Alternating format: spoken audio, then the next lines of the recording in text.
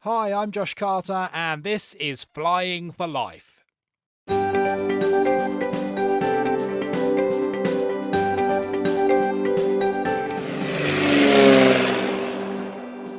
We're heading to Juba, South Sudan's capital, to unpack our next global goal: no poverty. Decades of civil war have robbed this country, resulting in the highest rates of poverty on the planet. To help me navigate MAF's oldest African programme, I'm joined by John Feil, Operations Manager for MAF South Sudan, Peter Claver, Head of Programmes at health charity AMREF, and Pastor of Grace Community Church, the Reverend Bernard Suwa, who was the former CEO of Across, the Christian development charity co-founded by MAF. And today, he's the chaplain to many missionaries from around the world.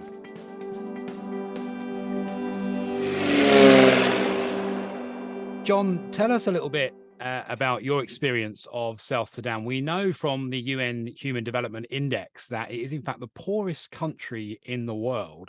So what is it like there? Yes, I'm the operations manager with MAF here in Juba, South Sudan.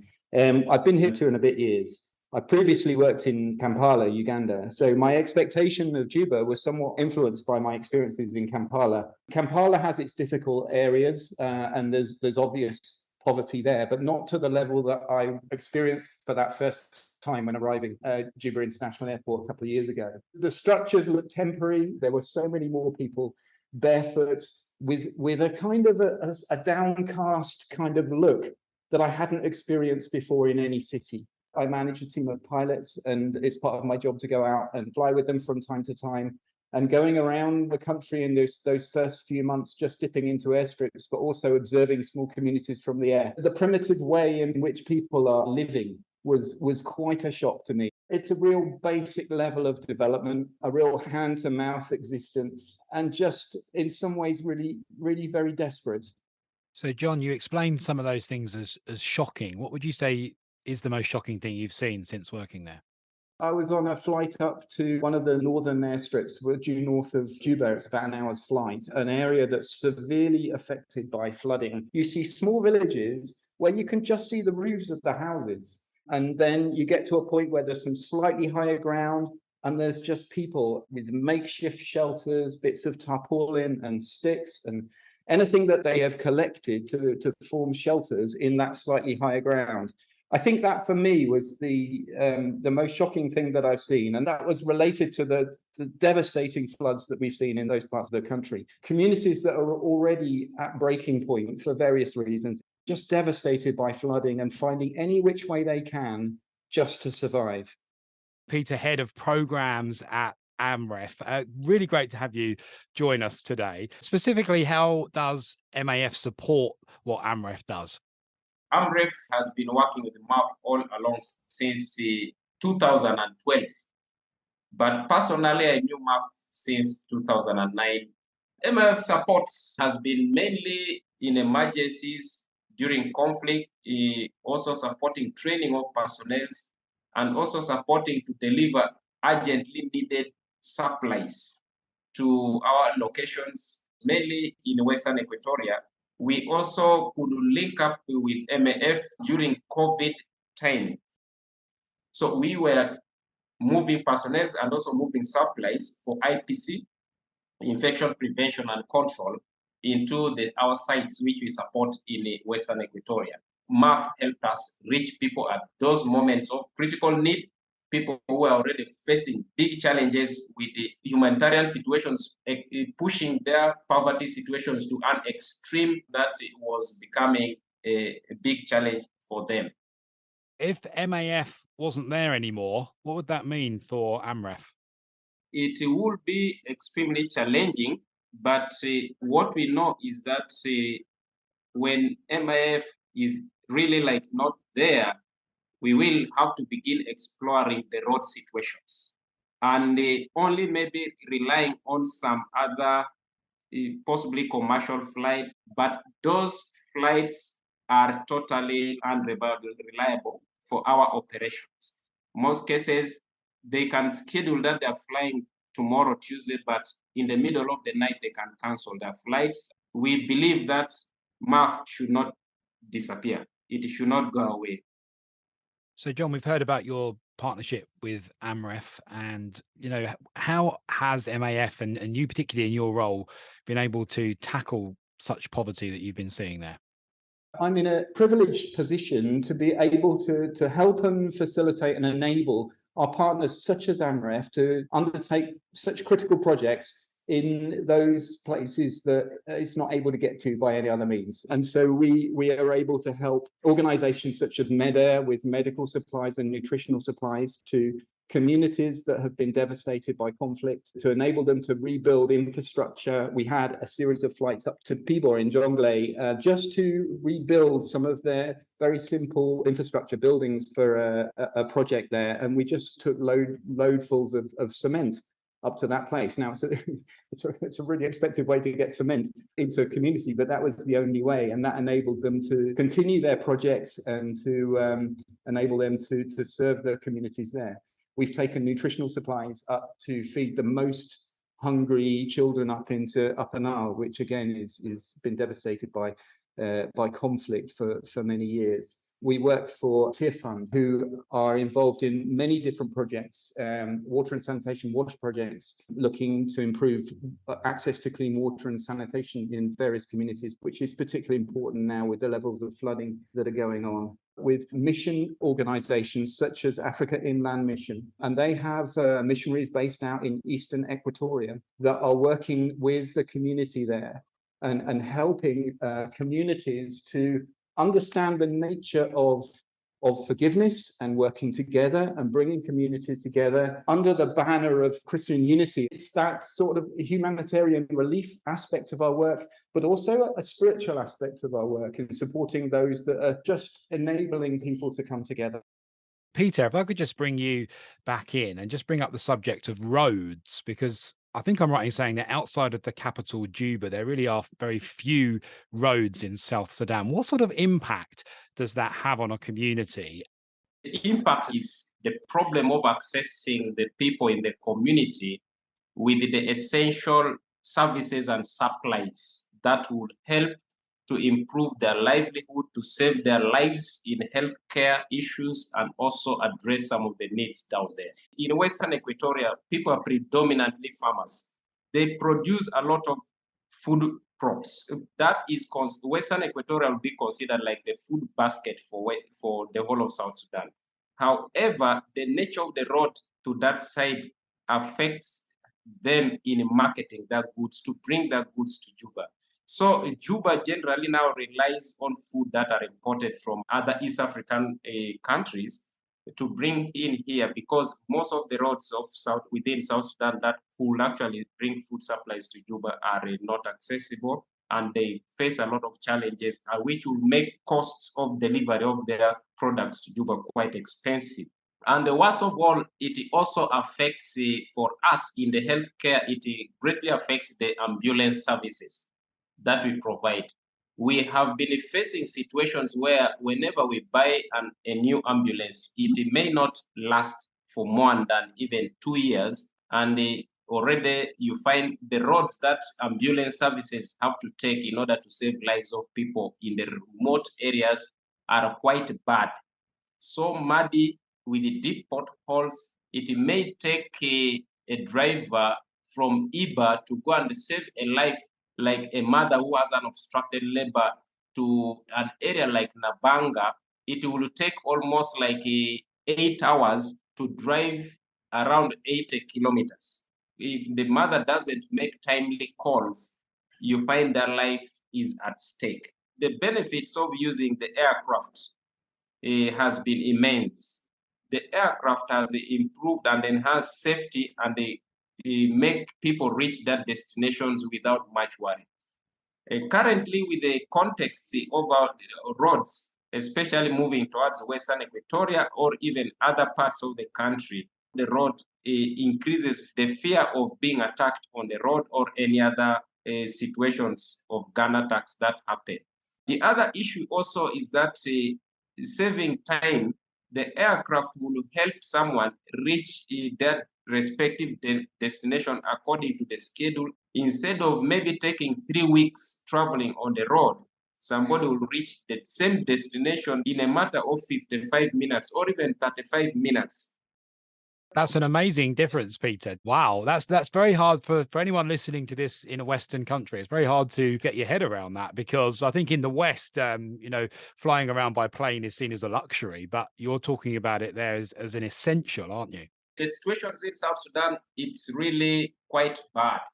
And sometimes in one spot, there are some areas during rainy season, a vehicle will move like 5 kilometers. They might even move for around 4 days because of the deep potholes. We sometimes actually say that we don't have roads.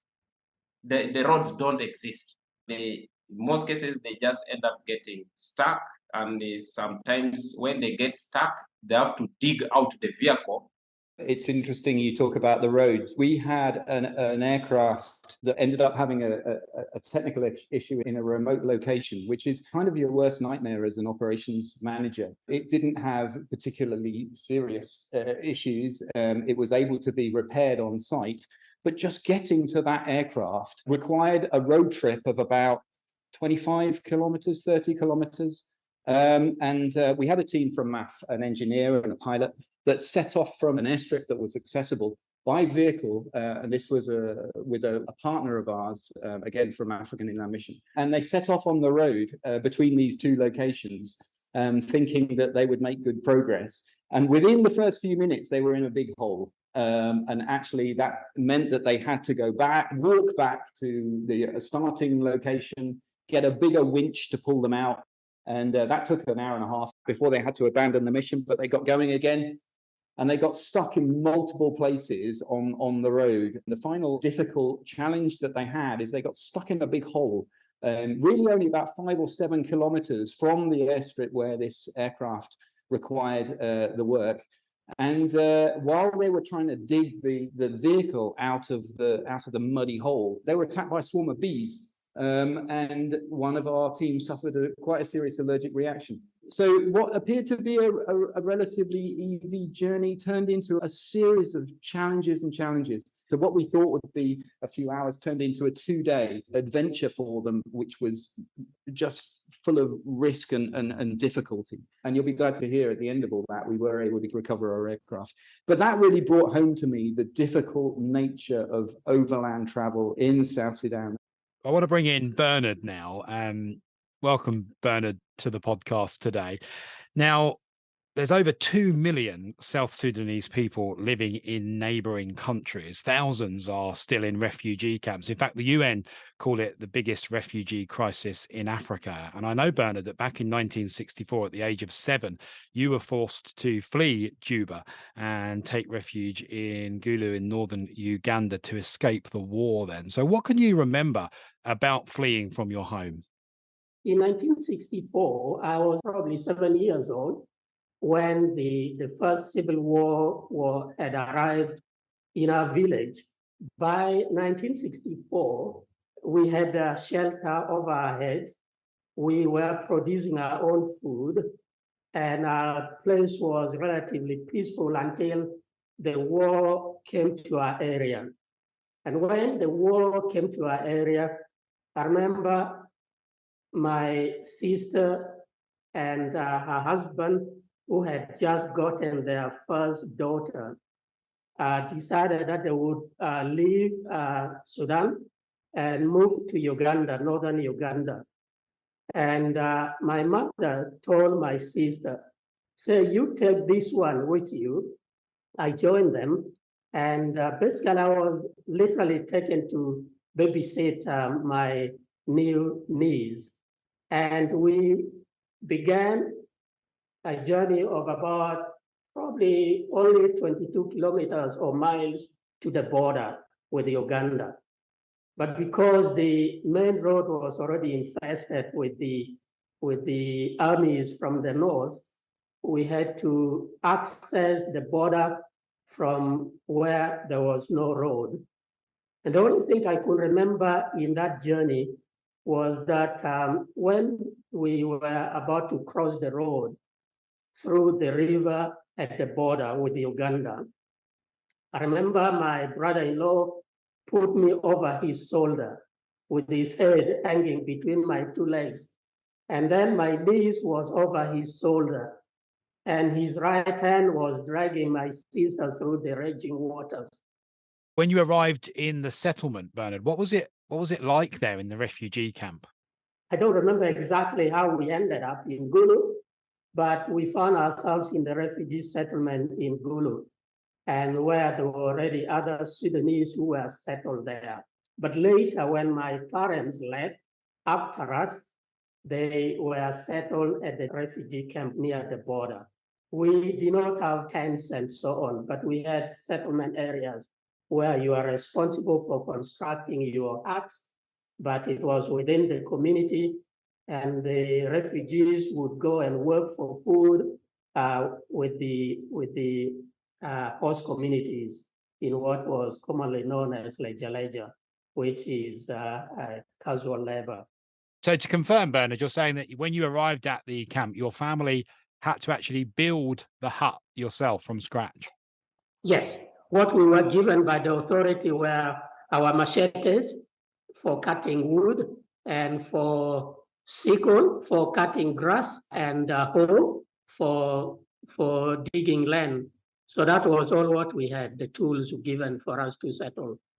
It is the kind of hut that probably John or Peter must have seen in the rural South Sudan.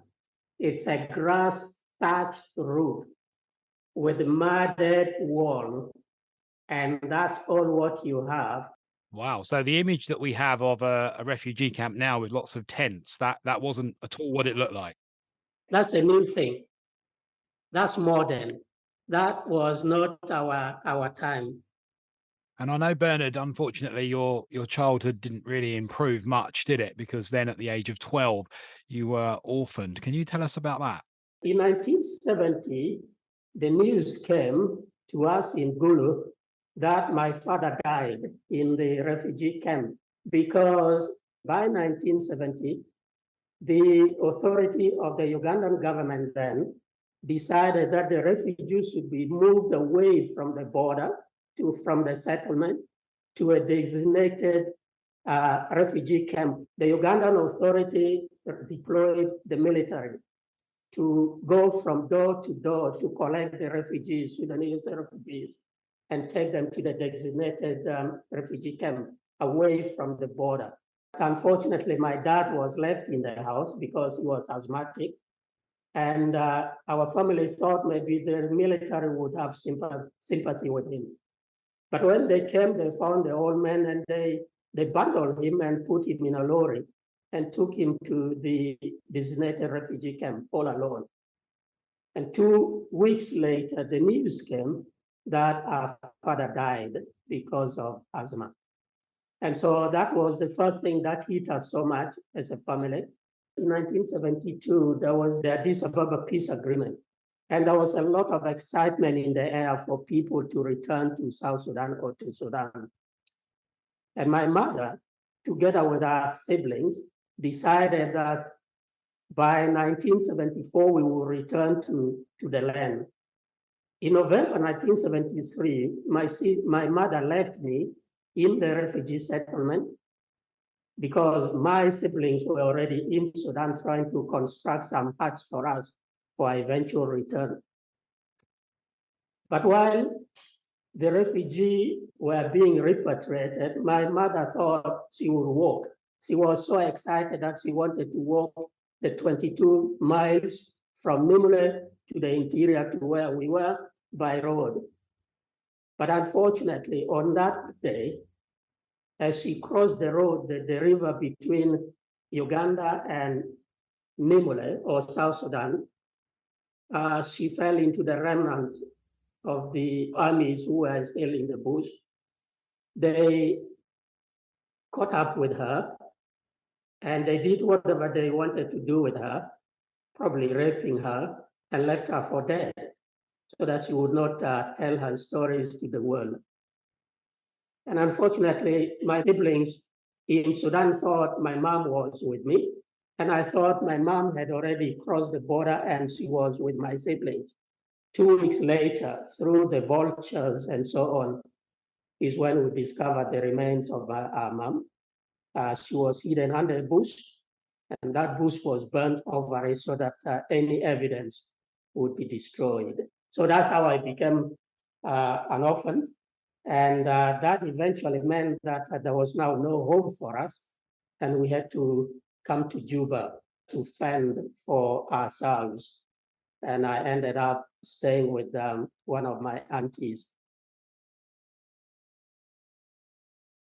Oh, Bernard, such a tragic story. I'm so sorry to hear that you had to go through that. But I know that after that tragic event, life did begin to turn after your first encounter with a charity called Across. Tell us about them.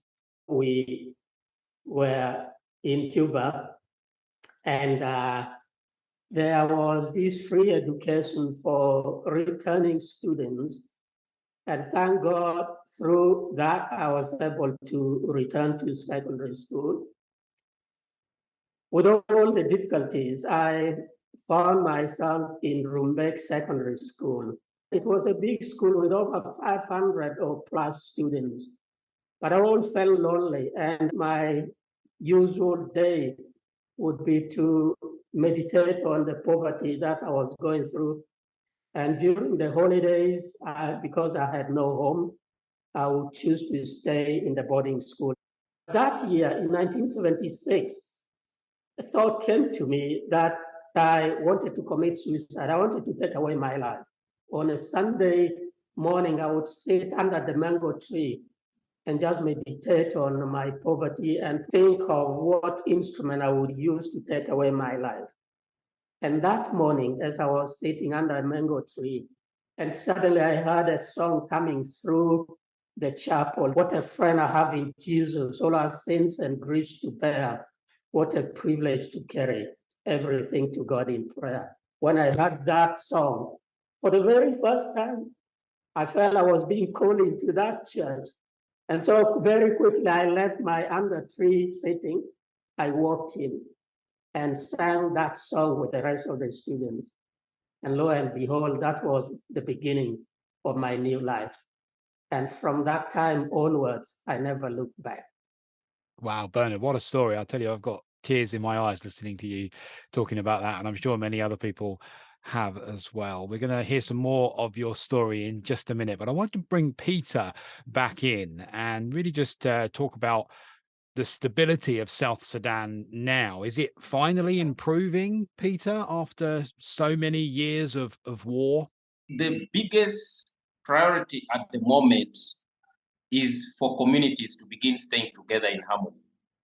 And if people can forgive each other, can reconcile, come and get together, we will be working for a common goal. If people live in harmony, people live in peace, that will trickle down to the community and will go to the whole county or maybe the region and the whole nation. And Peter, do you think a priority is law and order, keeping people safe as well? I know there's lots of hijacking on the road from rebel groups. What's being done about that? We are in a situation where you find most people are working, but the little that they get, you find most of the people, they still struggle to survive and feed their family. With that, then you find lawlessness increases.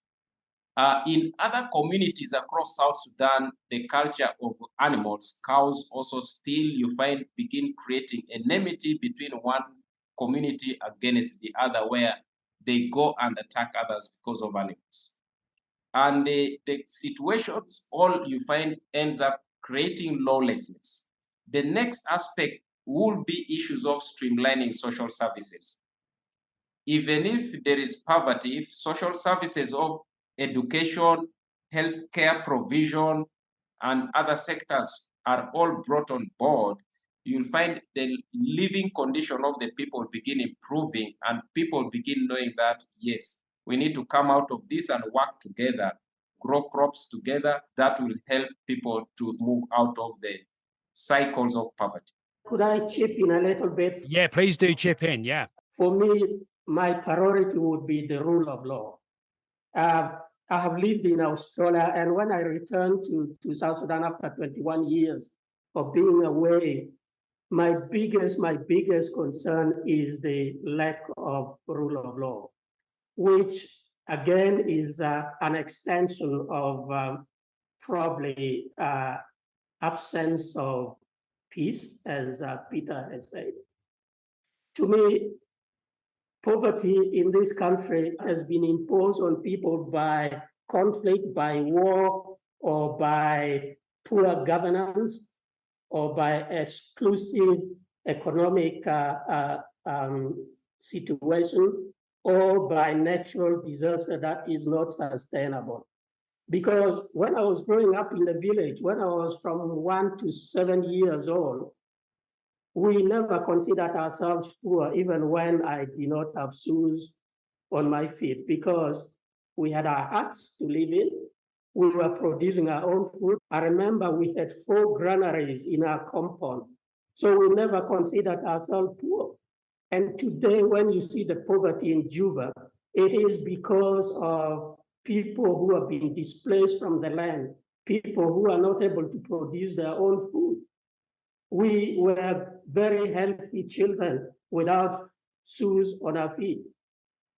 For me, the priority is for peace and for reconciliation and for a government that is responsive to the needs of the people. So to me, really, the issue of war, the issue of displacement, the issue of irresponsive governance are contributors to the kind of poverty that we see in this country. Bernard, let's come back to your story, because it is a truly amazing one. So you found Jesus through the ministry of a cross, which of course actually founded by MAF, I believe. Is that right? When I left Juba in 1986, by that time, the Juba airport was already closed for the international flights. And so Across booked me on MAF flight. What that meant was that as passengers would be driven across the border to Congo, to DRC, and then access MAF flights from DRC. So that was my first encounter with MAF in 1986. When I completed my university at Daystar University in 1990, the war was at its peak. And so I ended up being recruited by Across, the very organization that has nurtured me, and that has provided for me my Christian upbringing. So I got a job with Across. I worked until 1993, and then I went to Scotland for my master's degree in publishing studies. I came back from Scotland, and from that time on, the Kenyan government turned down my visa, my work permit. And in 2000, we went to Sydney, where we have been living, and my family are at the moment. But when I arrived Sydney, by that time, Australia was open to Sudanese refugees or South Sudanese refugees by 1995. When I arrived, I stood up as a leader, as a pastor, and working with the communities. South Sudanese began to struggle with the new culture, and there was a lot of domestic violence among the communities. I was in and out of the police station with the youth problems, and I was even offered to teach federal police officers just to understand the culture where our people were coming from. And unfortunately, by 2004, I slipped into depression because I was taking too much from the community. I was a student in a Bible school. In that year, I preached 42 sermons. And so I was flat out. And unfortunately, by the time our Archbishop appointed for me 2 retired bishops to take me through my depression, it was too little too late. I had broken down. And it took me a year to to become human again. And when I dropped everything again, I found myself idle. And that was when I took up my PhD research studies again. And but the tragedy of this, again, I lost, my wife walked out of our marriage because as a result of depression, I was almost like a vegetable. Getting depression in Australia, not in Africa, that's quite tragic. And so at that time, I wanted to leave Sydney and come back to Africa to heal because I found that I couldn't heal in the place where I was wounded. And as God would provide, in 2007, Across again invited me if I would come consider returning to Africa to take up the role of Chief Executive Officer for Across. And that to me came as an answer to prayer. So I decided to pack my bag and come to Across and take up the role of Executive Director for Across from 2007 until 2012, when I had to again make a decision whether to return to Australia or to come to Juba.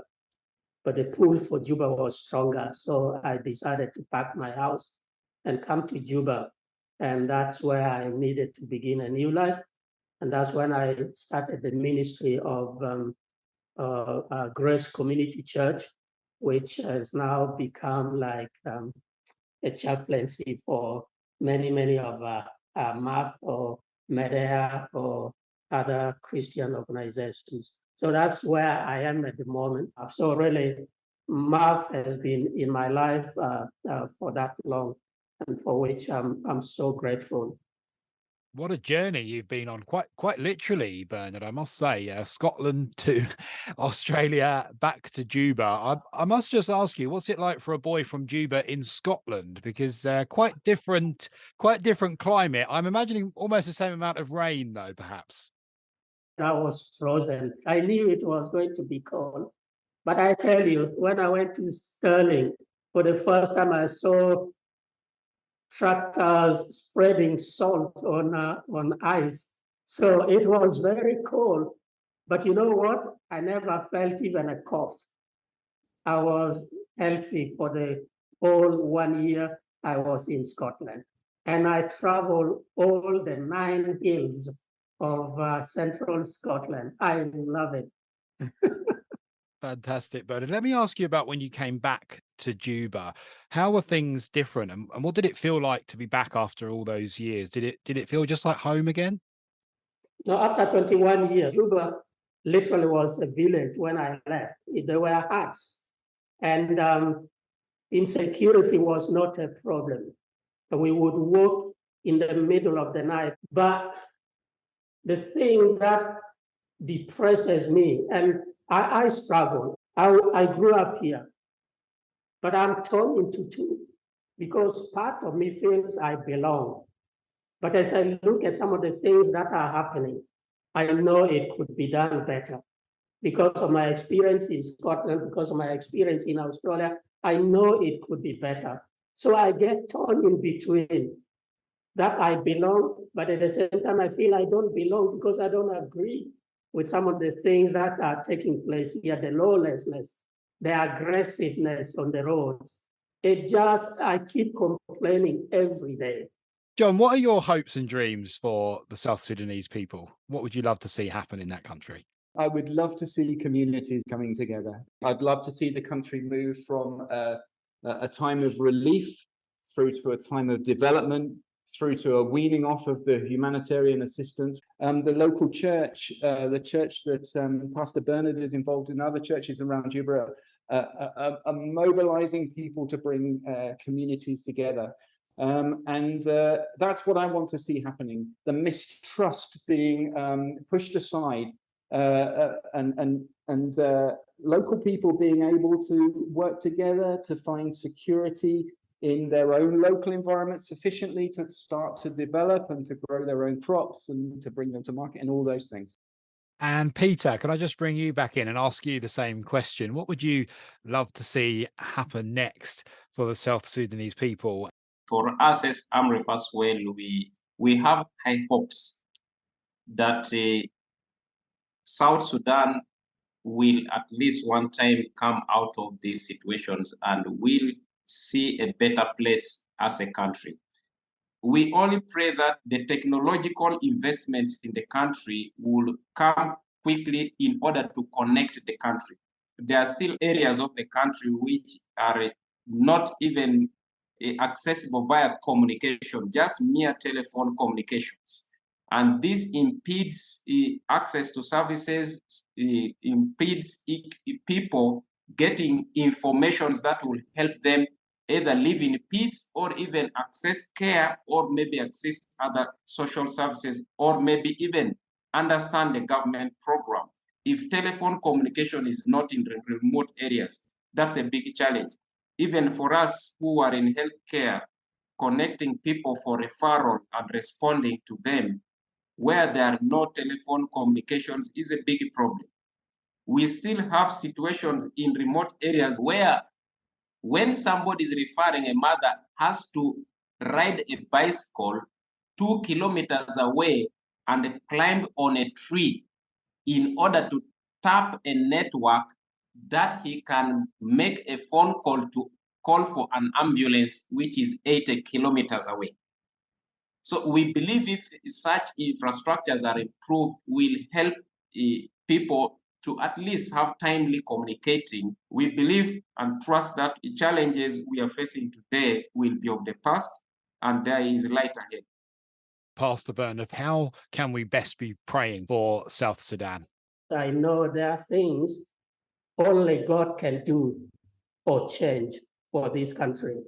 My dream is that the war will cease and that the government, the leadership, the political leadership in this country would have change of heart and put the interests of the people first.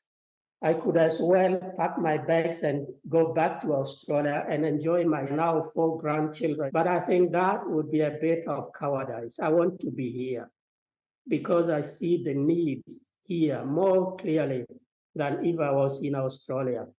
And thank God for the ministry that I've started. So I see my role here as critical to some of the staff of MAF and others. So that's what motivates me. I'm a firm believer of missionaries' work in this country, and so really I'm very appreciative of the selfless commitment for people like John and others. So my encouragement to them is just to soldier on and that they are not alone, and God, who has sent them here, will continue to look after them and their families. So as a product of missionary work, I just want to give thanks to God for MAF. We're really grateful for Bernard's faithfulness in his role as pastor and pastoral support for many of our team members. It's just a massive blessing to have that church in Juba. And, massive thanks to Bernard for responding to that call faithfully to support the international workers here. MAF has been a very critical partner into the situations of South Sudan, not only missionary activities, but MAF is a very critical partner for humanitarian services in South Sudan. And the MAF flights are among the top humanitarian flights we have. MAF is a very reliable flight that almost in all the areas we fly to, everybody will prefer that they rather have the flight with the MAF than any other humanitarian flight. The hospitality of the pilots, of the staffs in MAF encourages people and makes people feel like, yes, we are traveling from one destination of a home to another destination of a home. People who travel with MAF feel the comfort. Even if you get turbulence in air, they know that they have already been put in the hands of God. So with all this, we do trust that MAF will continue to support us, and this will help gradually to change the situations in South Sudan with all our efforts together. Well, Peter, thank you very much. That's so encouraging to hear those sorts of testimonies from our partners and our customers and our passengers. It's such a privilege to be a part of this work that's been going on in this part of the world for over 75 years. We read the history and we look back in time of those aviation pioneers coming out of the Second World War with a vision to use small aircraft for good rather than in warfare. Particularly in this region, when those first survey flights came down from Khartoum to Malakal and then followed the Nile into Juba. And it just gives me such a sense of pride that God was working then and God is still working now. And our faithful God reminds us that it's not our work, it's his work, knowing that God will give us wisdom to know where to place our resources. And there'll be challenging times, but we know that he will be guiding us and leading us. Well, guys, I've got to say, it is a privilege to have been chatting with you today. Thank you so much for everything you've shared. And that is all we have time for in this episode. My big thanks to John Feil, Peter Claver and Bernard Suwa for that fascinating insight into understanding and fighting poverty in South Sudan. If you want to find out more about how MAF tackles poverty or how you can live more sustainably in God's world, why not check out MAF's new 6-part Bible study series, He Saw It Was Good. Just go to maf-uk.org/good. You've been listening to me, Josh Carter, and Flying for Life, MAF UK's new podcast. Join me next time as we unpack another global goal, access to good healthcare. Bye for now.